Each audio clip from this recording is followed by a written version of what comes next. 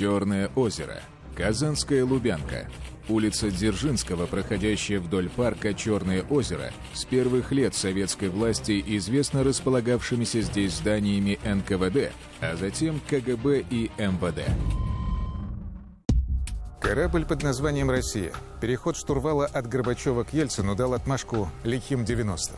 Они унесли жизни такого количества экипажа корабля, что вполне сравнимо с военными потерями. Безнаказанность криминала, ослабленность правоохранительных органов, растерянность запуганных граждан. Острые конфликты вспыхивали не только на политическом Олимпе страны, но даже в развалившейся на осколки пенитенциарной системе. В местах лишения свободы десятилетиями сидели люди еще брежневской эпохи. Арестантский уклад был относительно един и ориентирован на воров в законе. В их отсутствие спорные вопросы решали так называемые «смотрящие», которых избирали с общего согласия большинства заключенных. Но и здесь назревали перемены. Кровавые перемены.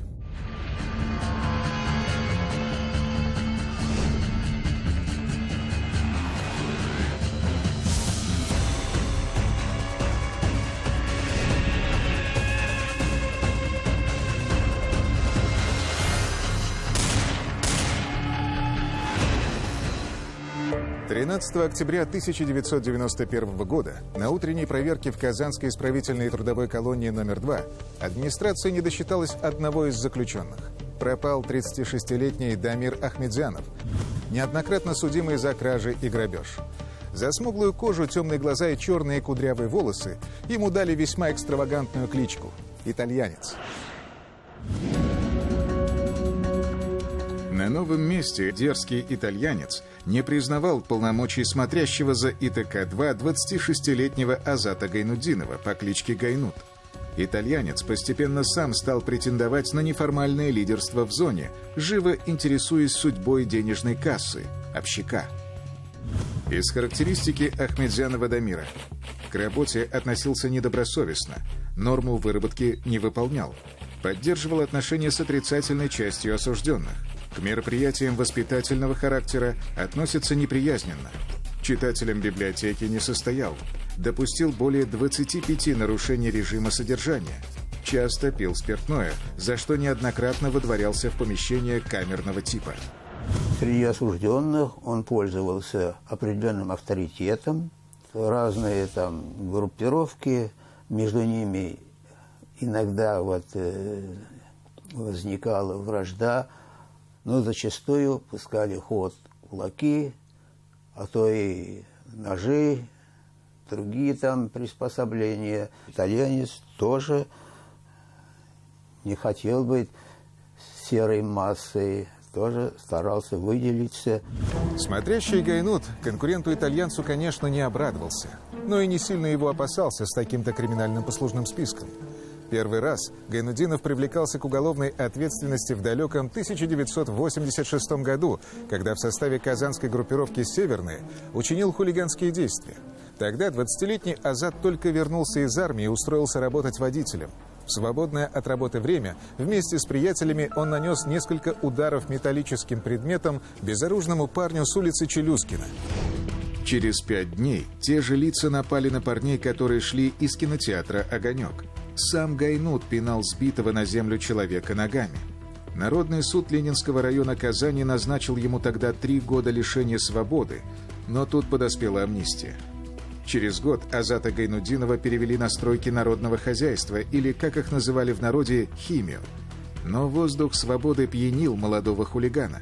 И вскоре он вновь загремел за колючую проволоку, получил 7 лет. Вместе с подельниками он собирался похитить деньги из частного дома в своем же поселке Северный. Денег грабители не нашли, но до смерти забили 20-летнего сына хозяйки дома. Кто его догнал? Дамир догнал. Он догнал его здесь и стал, здесь его бить. Я как-то не знаю, что, растерялся, что-то. Отбывать 7-летку Гайнуту пришлось на необъятных просторах СССР. За колючкой он примкнул к отрицательной части осужденных. За первый год Азат Гайнутдинов успел пройти через 6 колоний, после чего, наконец, вернулся на малую родину и в июле 1990 года оказался в казанской ИТК-2. Из характеристик Гайнутдинова Азата. благодаря организаторским качествам и связям с ОПГ Ленинского района Казани, стал лидером отрицаловки колонии, организатор перебросов и доставки запрещенных предметов в ИТК-2. На воспитательные меры не реагировал. Злостный нарушитель режима за проступки повышенной дерзости. Неоднократно помещался в ШИЗО, скрытный, волевой, привлекает молодежь в преступную деятельность. В беседах признает себя профессиональным преступником. Представляет повышенную общественную опасность как на свободе, так и в местах ее лишения. Привилегированное положение смотрящего позволяло Гайнутдину не только пить запрещенный алкоголь. Он свободно передвигался по зоне в нарядном спортивном костюме «Адидас». А его вальяжный поход по локальным участкам, производственным цехам и другим помещениям не всегда могли пресечь и офицеры колонии. Гайнутдинов даже не жил в бараке, а обитал в специально сколоченной для него деревянной будке в промышленной зоне ИТК-2. Там он часто устраивал тайные вечери с близкими по духу. Их подъем начинался в 2 часа дня. В столовую ночные хозяева зоны не ходили, благо продуктов и спиртного в блатной будке было в избытке.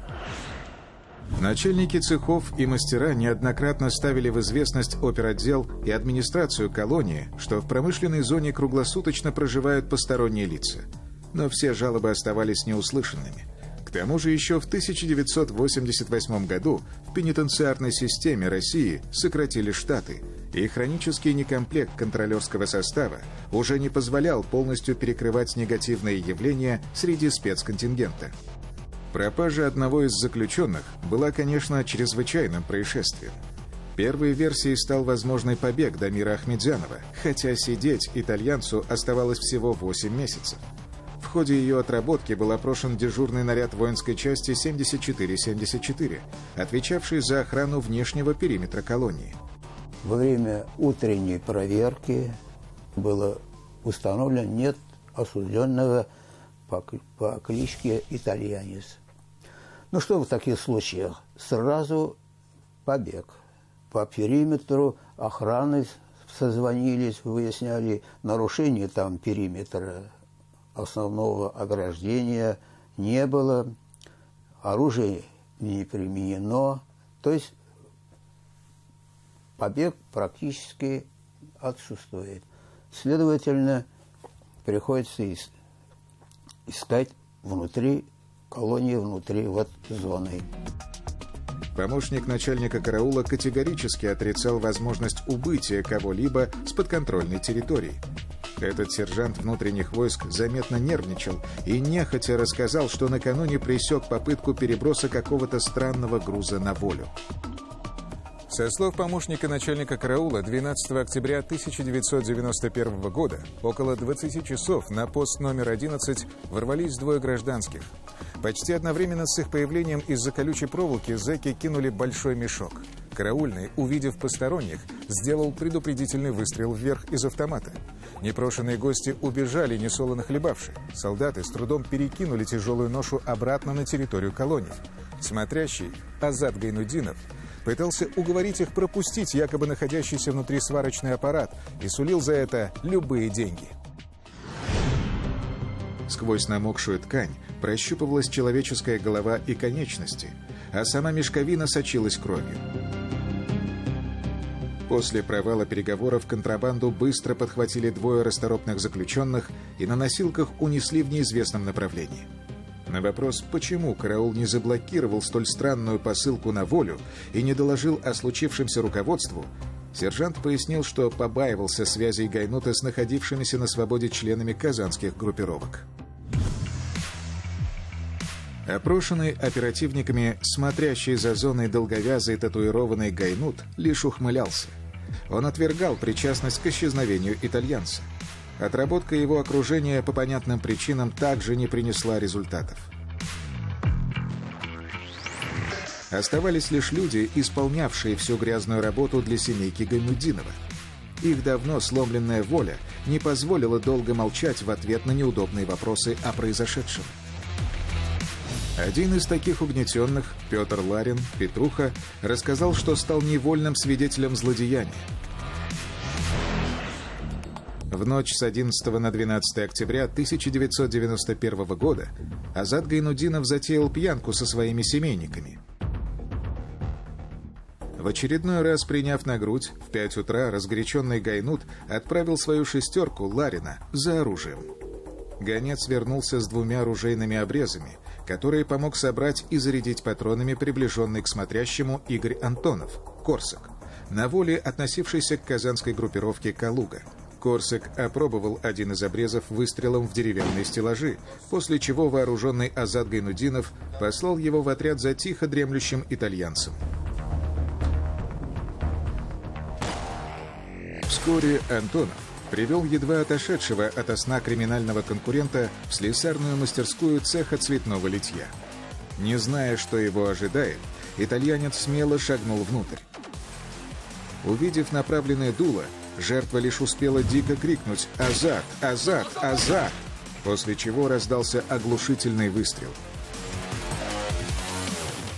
Гайнутдинов равнодушно перешагнул через окровавленное тело и вышел наружу.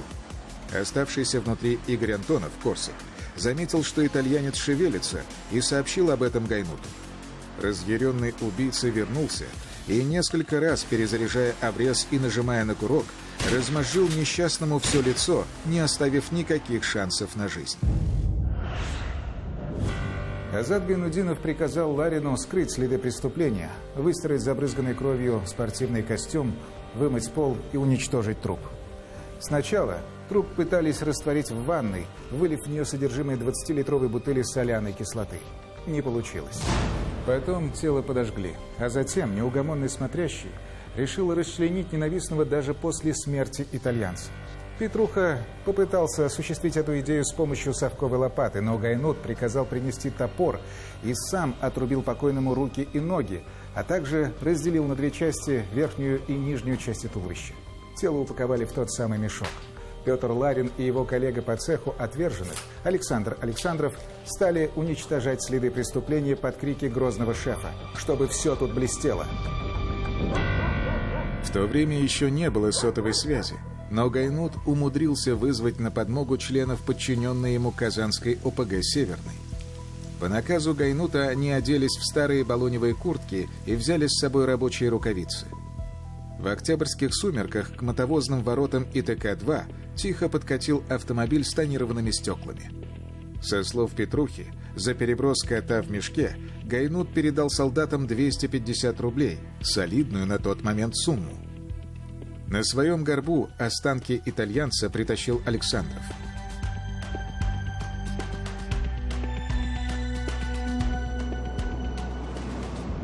Тогда колонию охраняли бойцы внутренних войск. Идет наряд, 2 человека, 2 солдатика. Летит из колонии мешок. Но они, естественно, сразу начали думать, что выбрасывают. Оттуда выбрасывали подсвечники, там лили. Там много чего подделок было, я сейчас вам не скажу даже точно. Потому что обычно в колонию перебрасывают, а здесь из колонии летит. Ну, они так солдаты, что с них взять? Они думали, что оттащили мешок в сторону, открыли. Но когда увидели там его содержимое, не нашли ничего лучше, обратно его завязали, опять раскачали и обратно перебросили в колонию. В итоге Ларин и Александров унесли мешок в печь для сжигания мусора. Сначала расчленили, потом сожгли. Сожгли, но до конца, видимо, не получалось, потому что печь там своеобразная. Это не печка там домашняя. К тому времени итальянцы уже искали осужденные, поддержавшие своего кудрявого лидера в конфликте с Гайнутом за место смотрящего. Испугавшись их мести, шестерки Азата Гайнутдинова вытащили закопченные останки итальянца из печи, уложив их в мешок и 5-литровую жестяную банку из-под томатной пасты. Обе упаковки Ларин и Александров перенесли в неработающую бетономешалку, бросив все в ее жерло, и в ужасе забились в свои тайные норы в зоне. Показания этой запуганной парочки значительно продвинули расследование убийства и помогли найти то, что осталось от потерпевшего. Части трупа направили на судебно-медицинскую экспертизу. В сохранившейся части ребер и легких обнаружили 2 древесно-волокнистых пыжа и 6 свинцовых дробинок. Под тормозными колодками от мотовоза, а также за корпусами бракованных задвижек, оперативники изъяли 2 обреза охотничьих ружей и даже запчасти от номерного пистолета. К тому же поверхность куртки Александрова, таскавшего на себе мешок, пропиталась кровью итальянца. Под давлением показаний подельников и благодаря изъятым уликам Азат Гайнутдинов вынужденно написал явку с повинной. В показаниях он подтвердил конфликт с итальянцем из-за роли смотрящего. Сгоряча Гайнут даже проговорился, что сообщил о ссоре в оперотдел ИТК-2, но никаких мер принято не было. Вот только сам способ убийства он описал иначе. Со слов Азата Гайнутдинова, итальянец пришел уже вооруженный обрезом, и во время возникшей драки прозвучал роковой выстрел. Сокрушительный дробовой заряд попал в лицо потерпевшему. Причинение смерти в условиях необходимой обороны легко опровергалось показаниями подельника Гайнута, а также свидетельствами других зэков, видевших безоружного итальянца, которого среди ночи и привели на разборку к смотрящему. Процесс шел тяжело, потому что Гайнутдинов парень был такой взрывной очень. Вот. Ну и контингент был на территории колонии же все это проводилось. Со свидетелями туго, конечно. Сначала давали показания, потом отказывались. Судья Муртазин был, Рафан Хафизович, он решил назначить экспертизу для, так, чистоты, будем говорить, рассмотрения дела. Понимая, что его опять ждет дальняя дорога в казенный дом, убийца не нашел ничего умнее, чем прикинуться дураком. Прежде чем проверить психическое состояние у специалистов, следователь допросил его родственников. Со слов отца и брата, Гайнут – младший из 3 сыновей. Рос спокойным ребенком, но потом был сильно избит на улице. После этого вступил в ОПГ «Северный», где со временем выбился в лидеры. Часто получая травмы головы, Гайнут стал раздражительным и психовал из-за ерунды. В 1983 году Гайнутдинова призвали в армию. На его счету более 20 прыжков с парашютом. Конечно, есть такие моменты, немножко измененное поведение. Он на улице рос в 90-е годы, и воспитание такое со стороны родителей, и улица тут. Поэтому у него есть какие-то изменения, но это не влияет, это не говорит. Даже бывает так, человек на учете состоит шизофренией, но он совершил преступление. Это не говорит, что он в момент совершения преступления он был невменяемым. Нет, он заслуженно может идти по уголовному делу, срок получит. Следователь назначил бывшему десантнику амбулаторную судебно-психиатрическую экспертизу в связи с тяжестью совершенного убийства и необычностью способов его совершения. На обозрение комиссии Азат Гайнутдинов предстал с печальным лицом и слезами на глазах. На вопросы отвечал едва слышным голосом и тяжело вздыхал. Он поведал экспертам, что все вокруг подстроено. Во всем была реальная угроза его жизни. Раньше был авторитетом в зоне, теперь голоса измучили. По результатам увиденного комиссия высказала предположение о наличии галлюцинаторно-параноидного синдрома неясного генеза и рекомендовала назначить стационарную экспертизу. Более глубокое психиатрическое исследование состояния Азата Гайнутдинова также не внесли ясность в вопрос его вменяемости. Врачи внимательно слушали историю о том, как распухает его мозг, что он боится вернуться в зону, где теперь все против него и хотят уничтожить. Гайнут дальновидно полагал, что лучше умереть в больнице, чем в колонии. Он жаловался, что не спит и живет не своей жизнью, ибо с 91-го года слышит голоса в правой части головы. Казанские эксперты не смогли разобраться в потемках души ворчливого и хмурого пациента. Он был направлен в Москву, в знаменитый НИИ общей и судебной экспертизы имени Сербского. Московские специалисты быстро разобрались в ситуации и дали заключение о вменяемости Гайнута. Это не из-за того, что уровень экспертов у нас низковатый. Нет, просто случай очень резонансный. Но учитывая сложность, мы направили сначала на стационарную судебную психиатрическую экспертизу, потом решили направить в центр Сербского, Москву. Там сначала амбулаторная экспертиза, оттуда стационарные, получается 4-5 раз.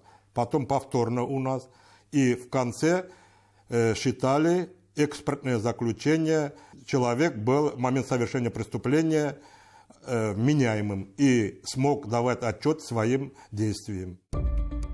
Впрочем, такая форма защиты была популярна во все времена и во всех странах мира. Следом за Гайнутом решил закосить под дурака и его подельник Петр Ларин, Петруха. На допросе он вдруг поведал следователю, что болен психическим заболеванием, слышит часто голоса, связан с колдунами и считает себя главой Вселенной. Но заключение о вменяемости Петра Ларина тоже не заставило себя ждать. Долгое время оставалась нерешенной судьба Игоря Антонова. Достаточных доказательств для привлечения Корсака к уголовной ответственности не было, и дело в отношении него пришлось прекратить. Но чудом отскочившему от новой судимости за убийство в зоне Игорю Антонову совсем недолго оставалось радоваться жизни. Спустя месяц после возвращения в ИТК-2 его обнаружили лежащим в крови на территории колонии.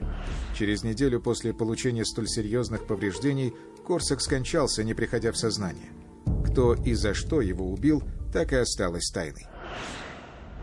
Дело было направлено в Приволжский народный суд города Казани, где его принял к производству председатель Рафан Муртазин. Он решил провести процесс с выездом в ИТК-2. Вот здесь, в этом актовом зале колонии, проходили слушания по делу. Но 22 сентября 1992 года заседание в колонии закончилось, не успев начаться. По требованию адвоката снова были назначены дополнительные судебно-психиатрические экспертизы Азату Гайнутдинову и новые исследования улик. Азат Гайнутдинов снова включил дурака и являлся на заседание в странной шапочке из фольги и заявлял, что родился на планете Сириус.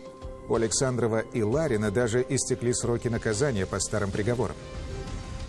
Заседание у нас проходило несколько раз. На одну из них Гайнутдинов пришел в спортивном костюме, а на голове у него была одета шапочка. Шапочка из фольги, вот такая блестящая. Рафан Хафизович вообще посчитал, что, наверное, у него какая-то травма, и он просто прячет там или бинты, или вот эти раны какие-то. Гайнут выдал новое видение своего положения, поведав, что не имеет имени и родился в 2000 году на планете Сириус. Подхватив эстафетную палочку подзащитного, его адвокат тут же заявил очередное ходатайство о помещении Азата Гайнутдинова в психбольницу для нового освидетельствования и лечения. Следующее заседание по делу состоялось лишь через 3 месяца. Петр Ларин дал изобличающие показания, как Гайнут застрелил итальянцев в борьбе за власть в колонии, добавив, что сам находился под воздействием главаря. Услышав эти показания, Азат Гайнутдинов тут же перестал дурковать, но вину так и не признал. Александров согласился с обвинением и лишь просил проявить гуманизм за то, что много пересиживает. Когда дело вернулось обратно к нам в Казань, Гайнутдинов уже на это судебное заседание явился совершенно в другом обличии. У него была такая белая красивая рубашка, костюм, красиво был пострижен. И Рафан Хафизович говорит: а для чего тогда все вам это было нужно? И Гайнутдинов ответил: вы знаете, я уже столько времени нахожусь в изоляторе, у меня просто было желание его покинуть. На все вопросы очень продуманно отвечал. На какие-то вопросы отказывался отвечать. Знаете, у него появилась какая-то уверенность, что ли, в себе, да, как будто бы уже к нам на судебное заседание последний пришел совершенно другой человек. 15 июля 1994 года, чуть не дотянув до 3-летия со дня гибели Дамира Ахмедзянова, итальянца, в той самой ИТК-2 был, наконец, провозглашен приговор. Гладко выбритого, одетого в парадный гражданский костюм и белоснежную рубашку Азата Гайнутдинова приговорили к 6,5 годам лишения свободы строгого режима. Ларин получил 3 года, а счастливого Александрова освободили в зале суда по отбытию срока. Отсидев по 3 приговорам почти 12 лет, 32-летний Гайнут вернулся в другую страну с волчьими законами. Пришли иные времена, а к всегда сладкой власти и шальным деньгам рвались более молодые. Например, общак ОПГ «Северный» уже давно сосредоточился в хищных лапах претендента на королевский трон с многозначительным прозвищем «Крыса». Гайнут пытался перехватить бразды правления группировкой, но неожиданно наткнулся на стену непонимания. Через 2 месяца после освобождения его обстреляли у профилактория «Сосновая роща» у родного поселка Северный. В тот день Азат Гайнутдинов получил 3 ранения, но сумел выжить. Соратники увезли проблемного лидера в Сочи, якобы поправить здоровье. С тех пор Гайнута никто и никогда больше не видел, а власть в северно-ледовитой группировке перешла к продолжателям их общего криминального промысла. Но и они лишь временно заняли свое место в ненасытном конвейере смерти.